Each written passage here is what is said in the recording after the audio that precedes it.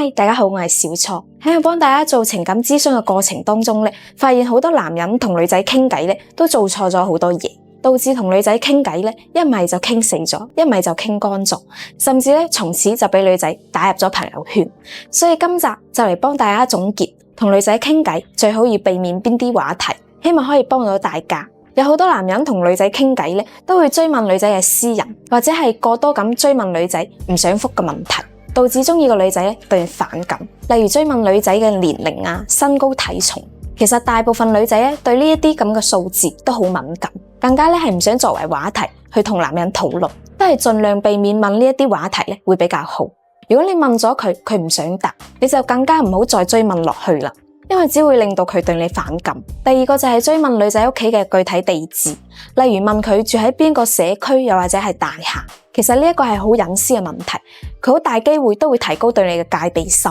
第三個就係追問女仔你有冇男朋友。如果你問咗呢一個問題，就好明顯咁表露咗你嘅意圖，佢就會知你想確認佢係咪單身，你對佢有意思。通常咧，你嘅處境咧都會變成被動，主動權咧就喺對方手入面，你反而咧就會變得更加之難入手。仲有一個就係對女仔嘅言談過於冒犯同埋唔尊重，例如係發一啲粗魯同埋暗諷嘅表情包俾佢，可能咧你嘅本意係想同佢講笑，想同女仔拉近距離，但係其實咧係用錯咗方式。呢一個咧亦都係比較常見，會令到女仔反感嘅行為。記住，一個好嘅笑話咧係要令到雙方都覺得愉快。最後一個就係冇點同佢傾過偈，就直接約佢出去。我好了解呢一種心態咧係心急，既唔啱咧就無謂嘥時間喺網聊上面，覺得不如直接乾脆一啲，佢應承出嚟就有興趣，唔應承出嚟就代表冇興趣。但係其實咁做咧，通常女仔 90% 都唔會應承邀約，會拒絕，因為正常女仔咧都會覺得驚訝同埋有防備心。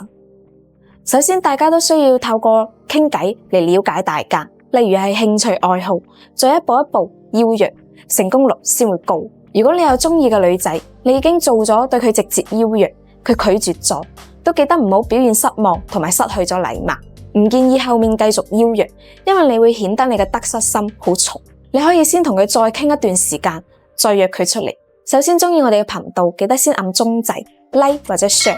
為咗答謝大家嘅關注，做咗一本電子書俾大家，6種交友方式和利弊，希望可以幫到大家脫單得更加順利。相信對你擴大交友範圍有一定嘅幫助。大家有興趣可以直接點擊描述欄嘅第一條 link， 限時免費。好啦，如果覺得今期嘅影片有幫到你，唔記得俾個 like，亦都歡迎你留言討論你嘅睇法。感謝收睇，下集再見，拜拜。